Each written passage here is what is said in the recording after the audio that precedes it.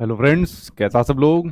तो फ्रेंड्स, आज की वीडियो के अंदर मैं आपको कराने वाला हूँ एक बड़ा ही महत्वपूर्ण टॉपिक के वो मोस्ट इंपोर्टेंट क्वेश्चन आंसर जो लगभग आपको हर शिफ्ट के अंदर देखने को मिलेंगे। देखिए, वो टॉपिक आपका एनसीएफ 2005 यानी कि नेशनल करिकुलम फ्रेमवर्क यानी कि राष्ट्रीय पाठ्यचर्या की रूपरेखा 2005। इसके मोस्टली जो आपको क्वेश्चन देखने को मिलते हैं वो देखने को मिलते हैं सबसे ज्यादा आपको मैथमेटिक्स के अंदर यानी मैथ्स के अंदर सबसे ज्यादा इसके क्वेश्चन आपको देखने को मिलते हैं। उसके बाद ईवीएस के अंदर देखने को मिलते हैं और उसके बाद अगर देखने को मिलते हैं तो वो देखने को मिलते हैं आपको लैंग्वेज के अंदर, हिंदी या इंग्लिश के अंदर आपको देखने को मिल जाते हैं।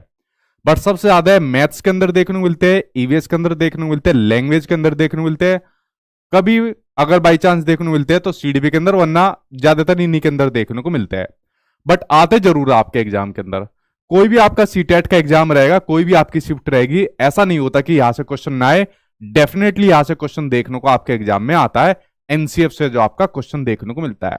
तो मैंने बड़े सेलेक्टेड क्वेश्चन लिए और ये वो क्वेश्चन लिए जो आपके पिछली बार जो आपका भी सीटेट का एग्जाम गया, इसमें से एक दो क्वेश्चन वो लिए जो इससे पहले आपका सीटेट हुआ था, वरना बिल्कुल नए क्वेश्चन है जो आपके इससे पहले आपका ऑनलाइन एग्जाम हुआ है 2022-23 का सेशन हुआ है, वो वाले मैंने क्वेश्चन लिए जो आपके मल्टीपल शिफ्ट में पूछे हुए थे। जब मैंने इन क्वेश्चन को लिया और इससे पहले वाला जो फर्स्ट टाइम सीटेट का ऑनलाइन एग्जाम हुआ था, उन वाले क्वेश्चन को मैंने लिया था या देखा था। बेसिकली मुझे तो सारा पता होता है कौन कौन से क्वेश्चन आते हैं, कौन से क्वेश्चन नए आए हैं। तो मैंने देखा कि कोई ज्यादा खास डिफरेंस तो नहीं था, या अगर मैं कहूँ कि कोई नया क्वेश्चन, एक आधा क्वेश्चन नया था, वरना एनसीएफ से वही क्वेश्चन रिपीट हुए जो इससे पहले बार बार होते हैं या ऑनलाइन वाले के अंदर रिपीट हुए। तो भाई इन वाले के ऊपर नजर डाल लेना, यही बार बार आपके एग्जाम में रिपीट होने को मिलने वाला है। ठीक है, तो चलिए बात कर लेते हैं भाई इन क्वेश्चन आंसर के ऊपर। देखिए, सामने आपकी स्क्रीन पर क्वेश्चन आ गया है। सभी को गुड इवनिंग, आई होप आप लोग सब ठीक होंगे, मैं भी ठीक हूं। आपकी स्क्रीन पर पहला क्वेश्चन है, इसको देखते हैं। ठीक है, बिहार बीपीएससी वालों थोड़ा सा वेट और कर लो, आपका सिलेबस आने वाला है, थोड़ा सा वेट और कर लीजिए। ठीक है, देखिए पहला क्वेश्चन स्क्रीन पर दिया हुआ है, किस राष्ट्रीय पाठ्यचर्या की रूपरेखा ने यह सिफारिश करी। देखिए, क्वेश्चन से पहले एक चीज मैं आपको बता दूं, थोड़ा सा इसके बारे में जानिए, थोड़ा सा क्वेश्चन से जाने से पहले हल्का सा एक बार इसके बारे में जानिए। यहां पर बात हो रही है आपके एनसीएफ की बात हो रही है। किसकी बात हो रही है? आपके एनसीएफ की बात हो रही है। ठीक है, और एनसीएफ की बात किसकी हो रही है? मैं यहां पर करा रहा हूं एनसीएफ 2005 आपको करा रहा हूं। बट ये एनसीएफ है क्या? ठीक है, ये जो बेसिकली एनसीएफ होता है, ये एनसीएफ है क्या? एनसीएफ बेसिकली एक आपका डॉक्यूमेंट होता है, या कह सकते हो एक आपका दस्तावेज होता है, जिसमें ये बातें लिखी रहती है कि हमको बच्चों को क्या पढ़ाना है और किस प्रकार से पढ़ाना है। तो एक इस प्रकार का एक डॉक्यूमेंट है और जिसमें आपको सारी बातें लिखी रहती है। अब तो आपका एनसीएफ 2023 भी आ गया। ठीक है, इससे पहले जो सीटेट हुआ था जिसमें मैंने ये चीजें बता दी थी। ठीक है, हालांकि वो आपकी उसमें पूरी तरीके से चीजें मतलब जितनी बताने लायक थी वो सब बताई थी। अगर आपको देखना हो तो यूट्यूब पर सर्च मार के उसको देख सकते हो, जब वो पूरी तरीके से नहीं आया था। बट वो एनसीएफ 2023 वाला आई थिंक आपके एग्जाम में नहीं आएगा, जितनी मुझे उम्मीद लग रही है। 2005 से उसके क्वेश्चन आएंगे, अगर आपको देखना है देख सकते हो। ठीक है, सबसे पहले जो आपका एनसीएफ आया था 1975 में आया था, देन उसके बाद आपका 1988 में आया था, देन उसके बाद आपका 2000 में आया था, देन उसके बाद आपका 2005 में आया, फिर उसके बाद आपका 2023 में आया। तो इस तरीके से आपके एनसीएफ की एक एक करके शुरुआत होगी। हमको क्या पढ़ना है? हमको पढ़ना है आपका एनसीएफ 2005 पढ़ना है, जिसके अंदर ये वाली बातें लिखी हुई कि बच्चों को क्या पढ़ाना है, कैसे पढ़ाना है। अगर मुझे लगा, मुझे फील हुआ कि भाई एनसीएफ 2023 भी कराना है दोबारा से, हालांकि पिछली बार मैंने करा दिया, अगर मुझे फील हुआ दोबारा से तो मैं दोबारा इसको करा दूंगा। आप लोग टेंशन फ्री रहना, उसके कराने की जिम्मेदारी मेरी आपकी। ठीक है, तो आप लोग समझ गए बेसिकली एनसीएफ क्या होता है आपका। ये जो राष्ट्रीय पाठ्यचर्या रूपरेखा है, इसमें बेसिकली आपका ये चीज मेंशन होती है कि हमको बच्चों को किस प्रकार से पढ़ाना है और क्या क्या हमको पढ़ाना होता है। ये इस प्रकार का एक आपका डॉक्यूमेंट यानी कि आपका एक दस्तावेज होता है। ये बात आप लोग समझ गए यहाँ पर एनसीएफ के बारे में। अब आते हैं क्वेश्चन के ऊपर। अब थोड़ा सा आपको चीजें क्लियर हो जाएगी, क्योंकि आपने थोड़ा सा एनसीएफ के बारे में यहां पर चीजें जान ली है। अब आते हैं सामने क्वेश्चन पर। ठीक है, क्वेश्चन सामने आपकी स्क्रीन पर आ गया, ये रहा सामने आपके क्वेश्चन। ठीक, क्वेश्चन आपको दिया हुआ है कि किस राष्ट्रीय पाठ्यचर्या की रूपरेखा ने यह सिफारिश की कि पहले 2 वर्षों यानी क्लास फर्स्ट और क्लास सेकंड में पर्यावरण अध्ययन में प्राकृतिक और सामाजिक वातावरण दोनों सम्मिलित होंगे, जबकि कक्षाओं 3rd से 5th में सामाजिक अध्ययन और सामान्य विज्ञान भाग मतलब अलग अलग पृथक होंगे। वो आपको बताना है।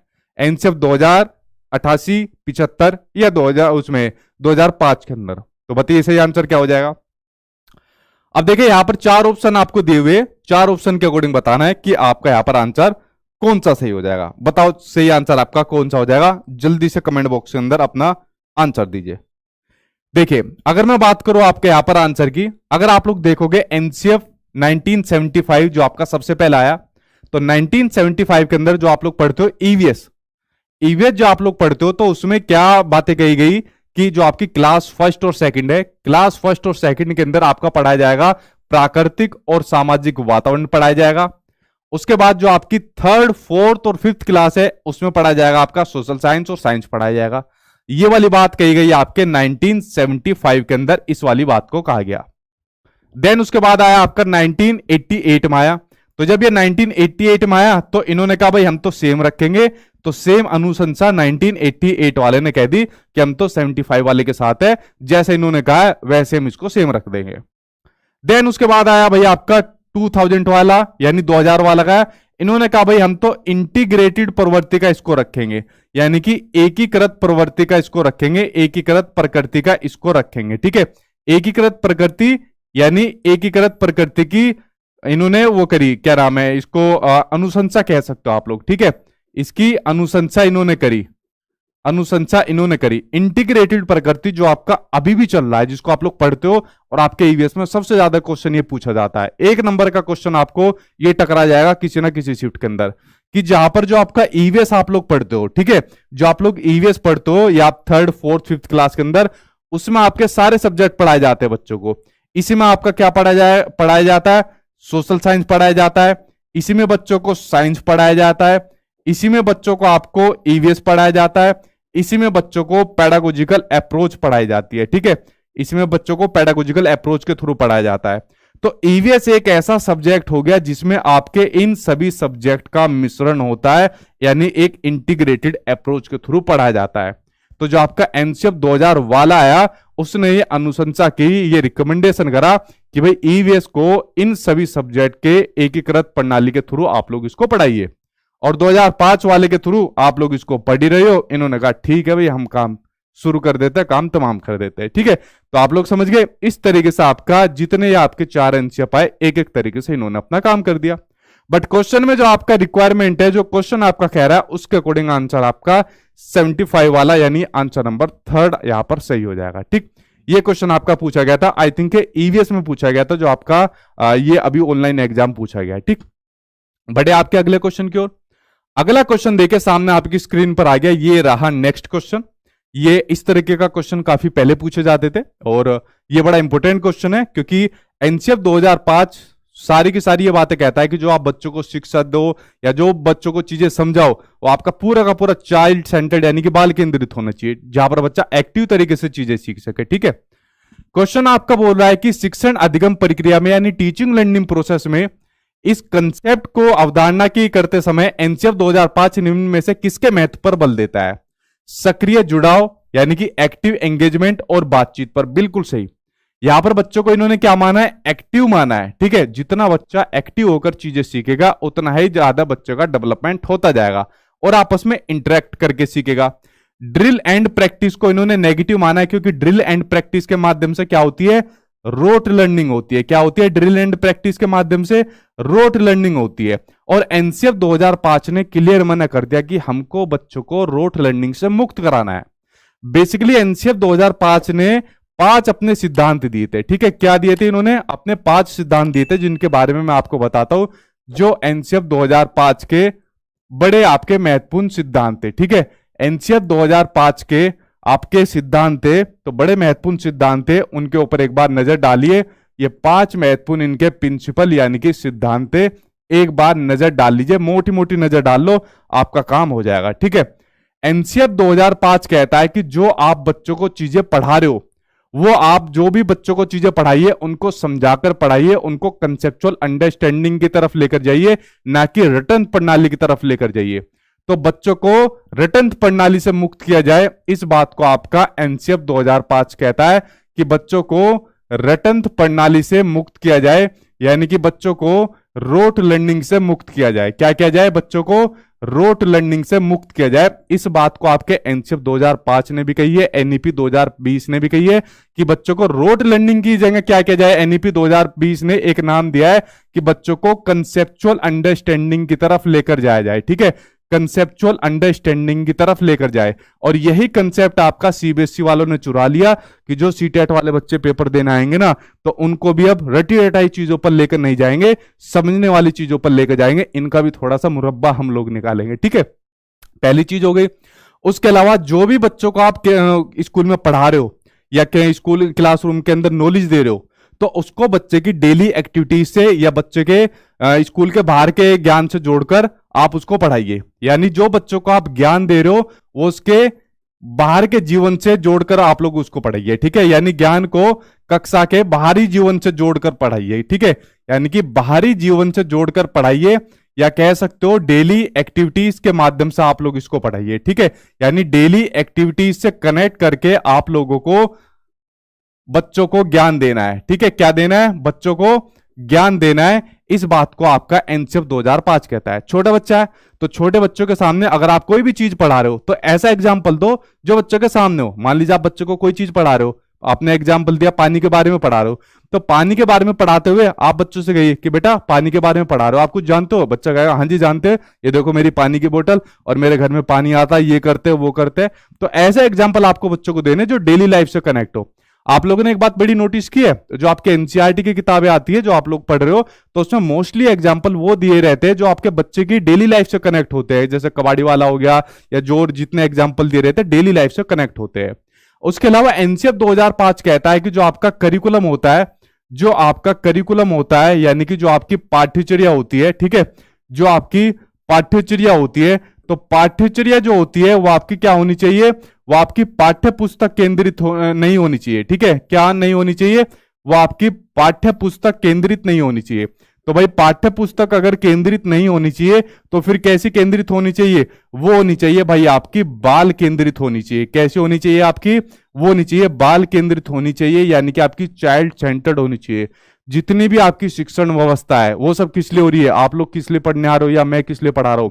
वो सब इसलिए पढ़ा रहे हैं क्योंकि सेंटर में कौन है? यहां पर सेंटर में है बच्चा। कौन है सेंटर में? बच्चा। अगर आपने बच्चों को मान लिया भगवान का रूप तो समझ लो आपका पेपर हो जाएगा पास। बच्चे की ना तो गलती निकालनी, ना बच्चों को डांटना, ना पनिशमेंट देनी, सारे ऑप्शन आपको बच्चे के अकॉर्डिंग लगाने हैं। अगर आपने ये वाला काम कर लिया तो समझ लो आपका एग्जाम पास हो गया, ठीक है। बच्चों को सर्वोपरि आपको मानना है, ठीक है। उसके अलावा एनसीएफ कहता है कि आपको जो पेपर होते हैं, जो परीक्षा होती है, तो पेपर को आपको फ्लेक्सिबल यानी कि लचीला बनाना है। क्या बनाना है? पेपर को आपको फ्लेक्सिबल और लचीला बनाकर बच्चों के अकॉर्डिंग आपको शिक्षण व्यवस्था को लागू करना है। इस बात को आपको एनसीएफ 2005 कहता है। और उसके अलावा एनसीएफ 2005 कहता है कि ऐसे विद्यार्थी तैयार करे जो राष्ट्र के प्रति आस्थावान हो, ठीक है। कह सकते हो जो राष्ट्र लिख दिया, काम चला लो जो राष्ट्र के प्रति आस्थावान हो। क्या हो? जो राष्ट्र के प्रति आस्थावान हो। ये नहीं कि वो आगे जाके बड़े बन के और उसके अलावा कुछ भी आगे कोई बात हो जाए, बस तोड़ रहे, ट्यूबलाइट तोड़ रहे, स्कूल के पंखे तोड़ रहे, कुछ भी कर रहे, ऐसे विद्यार्थी तैयार ना हो, ठीक है। तो ये कुछ महत्वपूर्ण बातें आपके एनसीएफ 2005 ने कही है। ये वो 5 मार्गदर्शी सिद्धांत है जिनको याद कर लेना अच्छे तरीके से, ये आपके बड़े काम आने वाले। और यहां से पेडागोजी की जान आपकी निकलने वाली है। जो आप लोग पेडागोजी सोल्व करते हो ना, ये 5 सिद्धांत अगर आप लोगों ने फिट कर लिए तो आपकी पेडागोजी को पूरा का पूरा आपको निचोड़ लेकर चले जाएंगे, ठीक है। ये जो आपके 5 सिद्धांत आपको दिए हुए, ठीक। तो देखिए यहां पर मैं कहा था दूसरे ऑप्शन पे था ना भाई, यहां पर ड्रिल एंड प्रैक्टिस की बात नहीं करते, रोट मेमोराइजेशन यानी सामग्री को रट कर याद करना। तो रटने की बात तो आपका कहता ही नहीं है भाई, आपका एनसीएफ 2005 ये भी नहीं होगा। स्टिमुलस और रिस्पॉन्स के थ्रू देखिए एनसीएफ का जो आपका कंसेप्ट आया यानी जो इसकी अवधारणा आई है वो आई है आपकी रचनावाद पर, यानी कि कंस्ट्रक्टिविज्म पर। किस पर? वो आई है आपकी रचनावाद पर, यानी जहां पर बच्चा खुद करके सीखे, खुद क्रिएटिविटी के माध्यम से सीखे, ठीक है। तो ये आपकी रचनावाद पर आई है, ठीक। लेकिन आपकी स्टिमुलस और रिस्पॉन्स आई है आपकी बिहेवियरिज्म पर, जहां पर रोट लर्निंग का सहारा दिया जाता है, जहां पर पहले कोई स्टिमुलस होगा फिर उसके प्रति रिस्पॉन्स होगा, ठीक है। तो आपका स्टिमुलस रिस्पॉन्स आपका नहीं होगा, ठीक। तो आपका ये किस पर आया? एनसीएफ 2005 रचनावाद पर आया, ठीक है। तो आंसर सिर्फ इसमें आपका फर्स्ट आंसर यहां पर सही हो जाएगा, ठीक। समझ गए आप लोग? चलिए बढ़ते अब आपके सामने नेक्स्ट क्वेश्चन की ओर। नेक्स्ट क्वेश्चन आपके सामने आ गया स्क्रीन पर, इसके ऊपर एक बार नजर डालते हैं। ठीक है, ठीक है, ठीक है। मानो मानो, बच्चों को भगवान मानो, सब काम होगा आपका। ठीक है, दिल से भगवान मानो, अच्छे से ऑप्शन पर लगाओ, सब होगा आपका। ठीक, अगला देखिए सामने स्क्रीन पर आ गया। ईवीएस की पाठ्य पुस्तकों में वृत्तांतों यानी जो नैरेटिव है उनको व्यापक रूप से शामिल किया गया है, जिससे कि क्या हो सके। ठीक है, ईवीएस के अंदर काफी नैरेटिव दिए गए कि बच्चों को ईवीएस आपको इस तरीके से पढ़ाना है, फील्ड ट्रिप पर लेकर जाना है उनको। ठीक है, ऑब्जर्वेशन उस स्किल्स बच्चे के अंदर इंप्रूव करनी है, और उसके अलावा जो बच्चों को आप चीजें करा रहे हो डेली एक्टिविटीज के माध्यम से करानी है, ऐसे कुछ नैरेटिव शामिल किए गए हैं। उसके अलावा जो बच्चों के आपने देखा होगा कुछ स्टोरी शामिल की गई है, वो भी बच्चों को जेंडर डिस्क्रिमिनेशन यानी लैंगिक भेदभाव को खत्म करने वाली दी हुई है। तो ये जो आपकी चीजें कही गई है, ये किस लिए है? एनसीएफ 2005 के निर्देशों का पालन हो। हाँ भाई, जो एनसीएफ की गाइडलाइंस है उनका पालन हो रहा है। मूलभूत प्रत्ययों की समझ को बढ़ावा मिल रहा है। ठीक है, जो आपके फंडामेंटल कंसेप्ट है जो बच्चों को समझाने के लिए दिए गए हैं कि भाई देखो, ये आपके जेंडर के अकॉर्डिंग हमको भेदभाव नहीं करना चाहिए, ये आपकी डेली एक्टिविटीज से जुड़ी हुई चीज आ रही है, तो ऐसे कंसेप्ट को बढ़ावा देने की बात हो रही है। फंडामेंटल कंसेप्ट को सीखने में आनंद मिले। देखिए, एनसीएफ 2005 कहता है कि अब जो हमको बच्चों को पढ़ाना है ना, वो बड़ा आनंदपूर्ण तरीके से पढ़ाना है। ठीक है, यानी ऐसे नहीं कि बोरिंग तरीके से पढ़ाना है कि जैसे पहले टीचर आ रहे थे, आवे चल भाई खड़ा हो जा, पढ़ना शुरू कर दे, चलो भाई और सारे पढ़ना शुरू कर दो, और उसके बाद एक होमवर्क दे दिया घर से और अगले दिन होमवर्क करके ला रहे, जैसे हमारे साथ स्कूल में होता था। अब ये वाला काम नहीं करना, अब तो आनंदपूर्ण तरीके से आपको पढ़ाना बच्चों को। ठीक है, अभी जब आपका एनसीएफ 2023 आप लोग पढ़ोगे ना, मुझे पता है नहीं पढ़ोगे, और ये डिमांड मेरे ऊपर ही आने वाली है, बम मेरे ऊपर ही फोड़ोगे आप लोग, नहीं पढ़ा हुआ आप ही। ठीक है, उसमें देखना कितने मेथड दिए गए जहां पर बच्चों को चीजें सिखाने की बात हुई है, आनंद आनंद में सिखाने की बात हुई है। टीचर तो मतलब ऐसा बन गया है कि उसका तो यही काम रह गया है कि ज्यादा ऐसे मेथड ढूंढे कि बस उसको इंटरेस्टिंग वे में पढ़ा सके। ठीक है, छात्र में संप्रेषण के कौशल का विकास हो। देखिए, संप्रेषण की एनसीएफ 2000 संप्रेषण का इतना महत्वपूर्ण नहीं माना। देखिए, एनसीएफ 2005 ने एक बात कही है कि जो आपकी इंफॉर्मेशन होती है, ठीक है, जो आपकी इंफॉर्मेशन होती है, ठीक है, कि इंफॉर्मेशन को भाई ज्ञान मानने से बचा जाए। ठीक है, इंफॉर्मेशन को ज्ञान ना माना जाए। ठीक, यानी सूचना को आप लोग ज्ञान मत मानिए। अगर बच्चे को कोई सूचना मिल रही है तो ये मत समझिए कोई ज्ञान है, बट अगर उस इंफॉर्मेशन को ज्ञान में कन्वर्ट कर दे, ठीक है, तो समझ लीजिए वो आपका ज्ञान बन जाता है। अब वो ज्ञान में कन्वर्ट कैसे होगी, कौन उसको ज्ञान में कन्वर्ट कराएगा, और उसको कराने वाला कौन होता है, ज्ञान में कन्वर्ट कराने वाला वो होता है भाई आपका टीचर होता है। कौन होता है आपका? वो होता है आपका टीचर। इसलिए टीचर को एनसीएफ 2005 ने एक संज्ञा दी है, और वो संज्ञा दी है फैसिलिटेटर की संज्ञा दी है, यानी कि संज्ञा दी आपके सुगमकर्ता की, या जिसको कह देते हैं सुविधा दाता के नाम से भी इसको जाना जाता है। ठीक है, सुविधा दाता के नाम से इसको जाना जाता है। यानी टीचर का रोल अब इतना है कि बेटा आप लोग खुद अपने आप एक्टिविटी के माध्यम से, क्रिएटिविटी के माध्यम से, लर्निंग बाय डूइंग के माध्यम से, यानी खुद करके सीखे। बस हम आपको सुविधा देंगे कि बेटा इस काम को ऐसे कर लीजिए, या इसमें आप लोग इस अप्रोच के थ्रू सीख सकते हो। तो टीचर का रोल आज की डेट के अंदर सुविधा दाता का, फैसिलिटेटर का हो गया है। पहले टीचर का रोल क्या रहता था? चीज भी बताता था, काम के अंदर फिर घुसता भी था, और फिर तोड़ता भी था, और फिर काम को खत्म भी करवाता था। अब नहीं है वाला काम। ठीक है, तो यहां पर जो आपके ऑप्शन है ए, बी और सी, ये तीनों आंसर आपके सही हो जाएंगे। ठीक है, चलिए बढ़ते अब आपके सामने नेक्स्ट क्वेश्चन की ओर। अगला क्वेश्चन आपका ये रहा। नेक्स्ट क्वेश्चन, एनसीएफ 2005 गणित की पाठ्यचर्या को महत्वाकांक्षी। देखिए, दो वर्ड आपको देखने को बहुत मिलेंगे आपके सीटेट के एग्जाम में। एक मिलेगा एनसीएफ 2005 ने जो पाठ्यचर्या है उसको महत्वाकांक्षी और सुसंगत माना है। क्या माना है?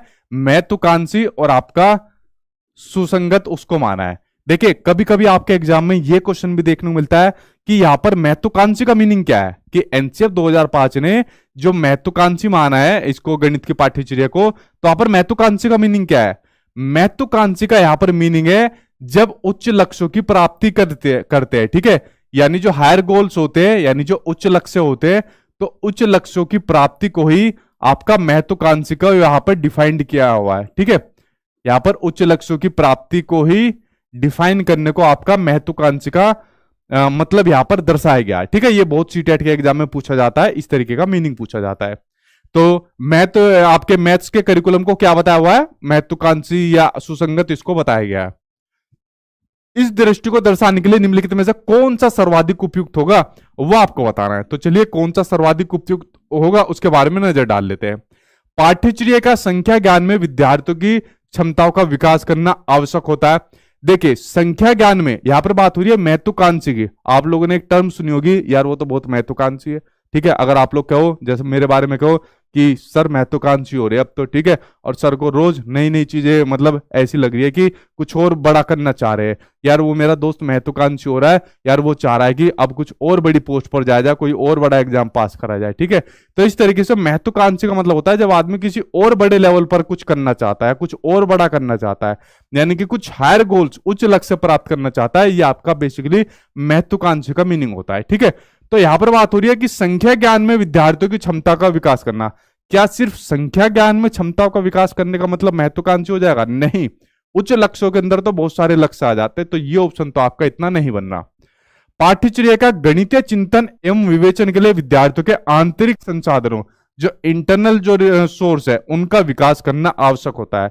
महत्वाकांक्षी कब हुआ जाएगा? जब आदमी को आंतरिक जो उसके सोर्स है जिससे वो अपने हायर गोल को अचीव कर सके, तो उनका विकास करना आवश्यक है। तो सेकंड ऑप्शन यहां पर सही हो जाएगा। पाठ्यचर्या का गणितीय पहेलियों को हल करने में विद्यार्थियों की क्षमता का विकास करना आवश्यक है। सिर्फ क्या गणितीय पहेलियों जो पजल्स होते हैं, ठीक है, क्या सिर्फ उनको सोल्व करने से हो जाएगा काम आपका? नहीं। ठीक है, तो आंसर इसमें सिर्फ आपका सेकंड सही बनना है, बी सही बनना है आपका। ठीक है, तो बी सही हो जाएगा यहां पर। ठीक, चलिए बढ़ते अब आपके नेक्स्ट क्वेश्चन की ओर। अगला क्वेश्चन ये रहा आपके सामने स्क्रीन पर, इसका आंसर अब आप लोगों को बताना है। ठीक है, ठीक है। अच्छा भक्ति, आप व्हाट्सएप पे मैसेज कर दो, आपका सोल्यूशन कर देंगे, आप बेफिक्र रहिए, आप कर दीजिए मैसेज। ठीक है, नेक्स्ट क्वेश्चन आपको दिया हुआ है स्क्रीन पर, इसके ऊपर नजर डालिए, इस क्वेश्चन के ऊपर। ठीक, एनसीईआरटी 2005 के अनुसार प्राथमिक स्तर पर ईवीएस के शिक्षण के क्या उद्देश्य है? यहां पर ईवीएस के उद्देश्य पूछे हुए एनसीईआरटी 2005 के अकॉर्डिंग। देखिए क्या क्या उद्देश्य है ईवीएस के, सामने स्क्रीन पर है, लगाओ जल्दी से ऑप्शन क्या क्या होगा, मेरे से जल्दी लगाओ। ठीक है, पर्यावरण विषयों के संबंध में जानकारी का विकास करना। ठीक है, तो जानकारी का विकास करना पर्यावरण संबंध के विषय में, क्या ये ईवीएस का उद्देश्य है या नहीं है? बताओ, तो आपसे ही पूछूंगा, क्वेश्चन मार्क लगा रहा हूं, देखता हूं कितने लोग सही बताएंगे। बच्चों की जिज्ञासा और सृजनात्मकता का पोषण करना, ये तो सही लगा दोगे। ठीक है, यानी बच्चों के अंदर जो क्यूरियोसिटी होती है और क्रिएटिविटी होती है उसको पोषित करना, विशेष रूप से एनवायरमेंट के प्रति। कि बेटा देखो कोई नया जानवर दिख गया, बच्चा पूछेगा अरे मम्मी ये पापा ये कौन सा जानवर आ गया? बेटा ये वाला जानवर है। ठीक है, इसको कहते हैं, ये वाला जानवर कहते हैं, 6 वाला जानवर है। तो बच्चा उसके प्रति क्या हो जाएगा, क्यूरियोसिटी अपना आएगा, और फिर आंसर मिलने के बाद फिर ये देखेगा कि हाँ इसके बारे में और क्या क्या चीजें होती है। ठीक है, तो सेकंड ऑप्शन हो गया, या तो हिंट आपको मिल गया। अगला देखते हैं, बच्चों की अधिगम क्षमता को विशेषकर एक मूर्त अधिगम अनुभव। ठीक है, जैसे मान लीजिए कोई जानवर दिख गया सामने, मूर्त अधिगम अनुभव उसको मिल गया कि यार तो नया जानवर मिल गया, उसके द्वारा बढ़ाना, बढ़ाना लिख रखा है। ठीक है, या उसके द्वारा बढ़ाना, तो बताओ ये क्या, ये सही हो जाएगा। विद्यार्थियों को एक रेखीय अभिज्ञता देना, ठीक है, यानी कि एक्सपोजर देना। ये आंसर यार यहां पर सही नहीं होने का, क्योंकि तीनों आंसर यहां पर सही हो रहे हैं कि एनवायरमेंट के प्रति जानकारी का विकास करना, क्योंकि बच्चों को एनवायरमेंट के प्रति जानकारी का विकास कराना जरूरी है, वरना एनवायरमेंट के प्रति जानकारी का विकास नहीं होगा तो समझ लीजिए बच्चा अपने वातावरण के प्रति तालमेल कैसे बैठाएगा, कैसे सर्वाइव करेगा एनवायरमेंट के प्रति। दूसरा तो आपका सही बता ही दिया मैंने, और तीसरा मूर्त अधिगम अनुभव द्वारा बढ़ाएगा, वो भी सही हो जाएगा। लेकिन सिर्फ एक रेखीय एक्सपोजर के थ्रू चीजें सीखेगा, मतलब आपको मैंने एक चीज बताई थी, जैसे डेवलपमेंट होता है या जैसे लर्निंग होती है, वो क्या कभी एक रेखीय जाती है या सिर्फ एक रेखा में जाती है? नहीं जाती ना एक रेखा में, कभी ज्यादा हो जाता है, कभी कम हो जाता है, ज्यादा हो जाता है, कभी कम हो जाता है, या कैसे होता है, कभी आपका स्पाइरल होता है, अनुभवों पर आधारित होता है। एक रेखा में तो कभी आपका नहीं जा सकता। ठीक है, तो एक रेखीय एक्सपोजर आपका कभी भी नहीं हो सकता, चाहे आपका लर्निंग हो, डेवलपमेंट हो, या कोई भी आप सब्जेक्ट सीख रहे हो। तो आंसर आपके कौन से सही हो जाएंगे? ए, बी और सी, ये तीन आंसर सही हो जाएंगे। ऑप्शन देख लो इसमें, अच्छा पहले वाला ये आंसर आपका पहला सही हो जाएगा। ठीक है, चलिए फ्रेंड्स, आज की वीडियो यही खत्म होती है, मिलता हूं आपसे नेक्स्ट वीडियो में, यानी कि अपने वही टाइम पर, अपने 8 बजे पर। ठीक है, तो कल मिलता है 8 बजे किसी और नए टॉपिक के साथ। तब तक आप लोग अपना ध्यान रखना, पढ़ते रहना। Good night, take care.